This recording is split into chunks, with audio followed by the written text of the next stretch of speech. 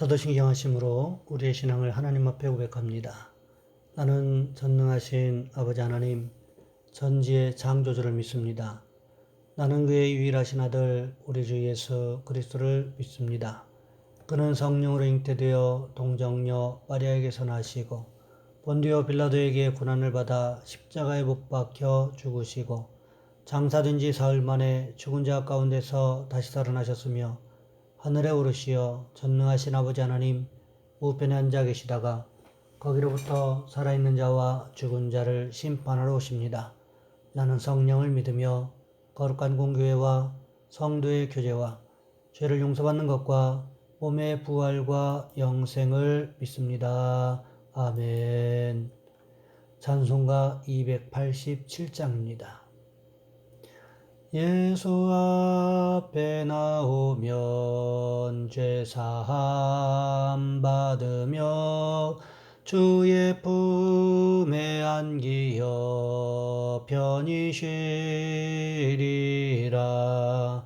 우리 주만 믿으면 모두 구원 얻으며 영생 복락 면류관 확실히 받겠네.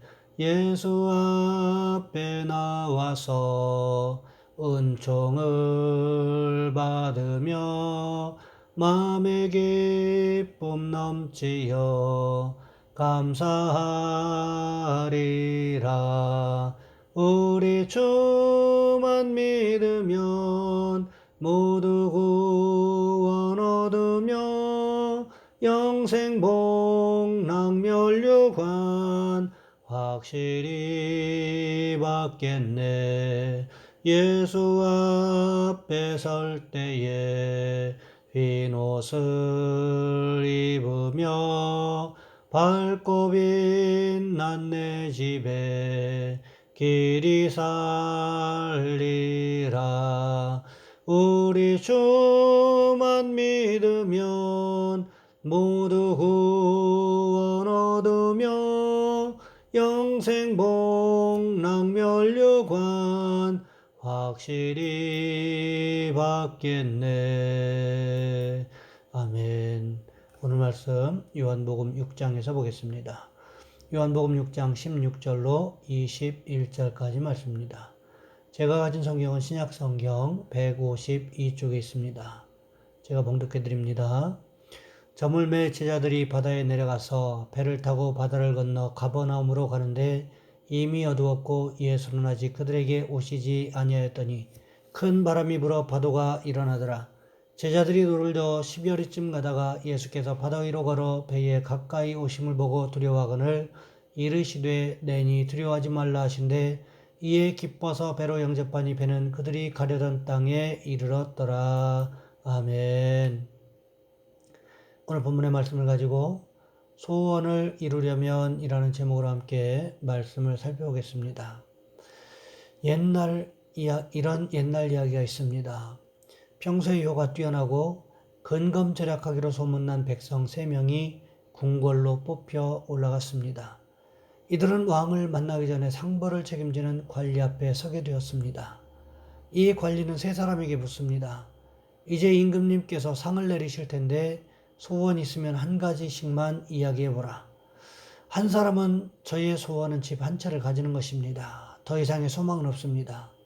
다음 사람은 저의 소원은 평생 먹고 살 수 있는 곡식을 창고에 채워주는 것입니다. 이제 관리는 3번째 백성에게 물었습니다. 그대의 소원은 무엇인가? 저는 임금님께서 딱 하룻밤만 저희 집에서 유하시고 가신다면 가문의 영광으로 알겠습니다. 이 이야기를 하자 주변의 사람들이 수군거리기 시작합니다. 아니 인생에서 다시 올 수 없는 기회를 잡았는데 아깝게 되었구만. 이 3백성의 뜻은 하나님 임금님에게 전달되었고 모두의 소원을 들어주시겠다는 윤허를 내렸습니다. 그런데 문제가 생겼습니다. 하룻밤이지만 임금님이 묵을 그 집이 너무나 누추한 것입니다. 냄새가 나고 바람이 숭숭 드는 곳에서 어떻게 임금님이 잠을 자겠습니까? 또한 문제는 그 집에를 가기 위해서는 좁디 좁은 도랑길을 건너가야 하는데 도저히 임금님의 행차가 불가능했습니다. 그러니 어쩔 수 없이 집을 고치고 다시 짓게 되었습니다. 모든 식구는 임금님을 맞이하기에 합당한 비단 옷으로 갈아입게 되었습니다. 모든 가구가 바뀌고 곳간이 채워지고 주변의 환경이 정리되고 깨끗하게 널찍하게 길이 열리게 되었습니다. 더 이상 무슨 말이 필요하겠냐라는 거지요. 다른 사람들은 전혀 생각하지도 못했던 방법으로 자신의 소원을 완벽하게 이루었던 이 지혜로운 사람의 모습이 우리 가운데 있기를 원합니다.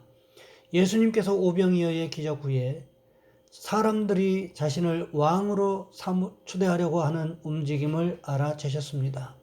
그래서 어떻게 하십니까? 사람들을 모두 집으로 돌려보냅니다.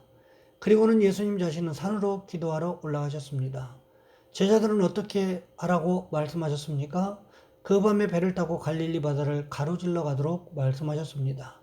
그래서 제자들은 배를 타고 그 밤에 갈릴리 바다를 가로질러 가고 있었습니다. 저녁 식사 후에 그렇게 떠나기 시작했는데 갈릴리 바다의 폭풍우가 몰아치기 시작했습니다. 그 폭풍우 덕분에 제자들이 밤새도록 갈릴리 바다 한가운데서 고생했습니다. 기껏해야 4-5km 정도를 노를 저어 가느라고 9시간 이상을 고생해야 했습니다. 그렇게 고생하고 밤 사경쯤에 우리 시간으로 하면 새벽 3시에서 4시 사이에 제자들이 이상한 광경 하나를 목격하게 됩니다. 그 밤에 갈릴리 바다 위를 걸어오는 웬 수상한 물체가 보이기 시작했다는 거지요. 그런데 새벽 3시에서 4시 사이에 사람 모양을 한 웬 물체 하나가 물 위를 걸어온다. 여러분 상식적으로 무슨 생각이 드십니까? 물귀신이라고 밖에 다른 어떤 생각을 할 수 있겠습니까? 제자들도 마찬가지였던 것 같습니다. 제자들이 귀신이라고 소리 지르며 호들갑을 떨고 있을 그때 갑자기 그 이상한 물체에서 나다 두려워하지 말아라 이렇게 말을 하는 것이었습니다. 누구의 목소리였을까요? 우리 주님 예수님의 목소리였습니다.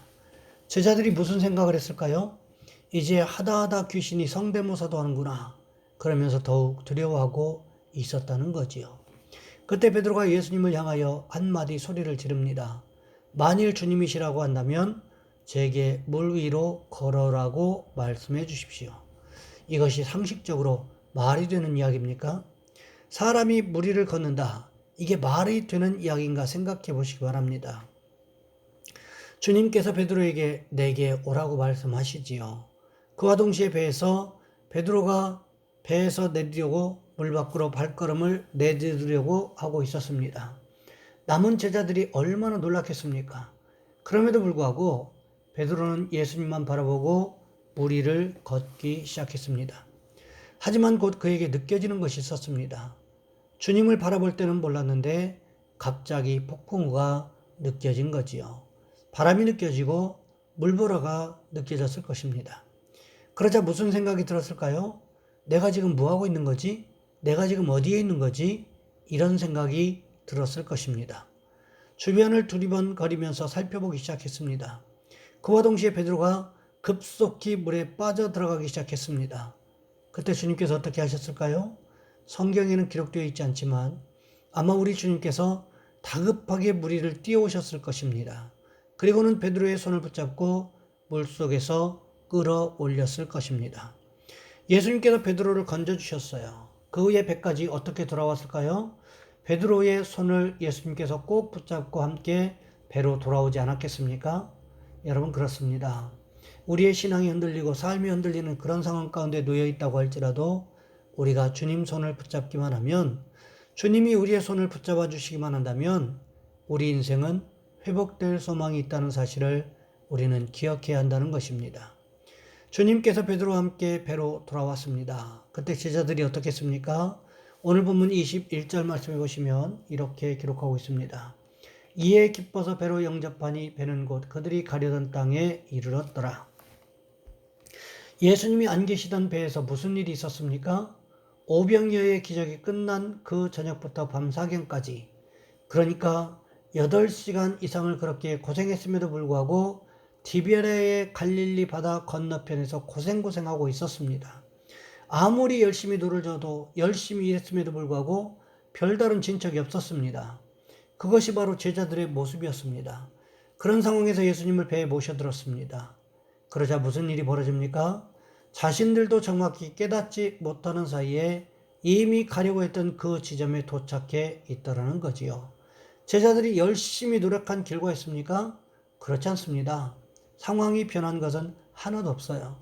단지 변한 것이 있다고 한다면 제자들이 타고 있던 배에 예수님을 모셔드린 것 뿐이었습니다. 우리 인생도 마찬가지라는 거지요. 사람들은 이야기합니다. 인생은 고해다. 왜 고해냐? 즉 고생의 바다와 같다는 거지요. 왜 고생의 바다와 같을까요?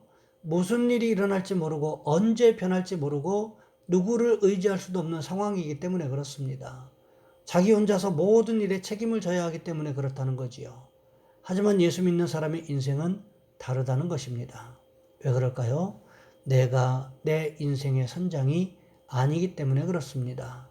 우리 인생의 선장은 내가 아니기 때문에 내가 책임질 필요가 없다는 거지요. 주님께 온전히 맡기기만 하면 주님께서 우리 인생을 온전히 책임지실 것이기 때문에 그렇습니다. 우리는 가끔씩요, 내 인생은 내가 가장 잘 안다고 생각하는 경향이 있습니다. 어디로 가야 하는지, 무슨 일을 해야 할지 내가 가장 잘한다고 생각합니다. 정말 그럴까요? 우리 인생에 다가오는 문제들에 대해서 우리가 해결책을 가지고 있지 못한 경우들이 허다하지 않습니까? 그렇다면 어떻게 해야 될까요? 우리 인생이라는 배에 주님을 선장으로 모셔드리면 된다는 것입니다. 그러면 내가 아니라 우리 주님께서 알아서 우리 인생을 이끌어가 주실 것이기 때문에 그렇습니다. 오늘 본문에도 보시기 바랍니다. 예수님 없는 제자들의 배는 밤새도록 고생하기만 했을 뿐 방향도 제대로 잡지 못하고 가고 싶은 곳으로 가지도 못했습니다. 하지만 주님께서 그 배에 타시자마자 무슨 일이 일어났습니까? 제자들이 가려고 했던 그 지점에 정확히 도착하는, 제자들이 가기를 소원했던 그 목적지에 정확하게 도착해 있더라는 거지요. 우리에게도 이런 모습이 있기를 원합니다. 우리 주님 예수님을 우리 인생의 인도자로 모셔드림으로 인해서 날마다 우리의 소원이 이루어지는 축복을 경험하시기를 주님의 이름으로 부탁을 드립니다. 이 시간 우리 한 목소리 함께 기도합니다. 주님, 오늘 말씀처럼 우리도 우리 인생의 주인으로 주님을 모셔드리게 도와주옵소서. 그래서 주님이 우리를 인도해 가시고 우리와 동행하시는 축복 있게 도와주옵소서. 또 우리의 직장과 사업장과 가정과 교회를 위해서 우리 주여 한번 간절히 부르신 후에 한 목소리 함께 기도합니다. 주여, 사랑의 하나님, 우리를 도와주시기를 원합니다.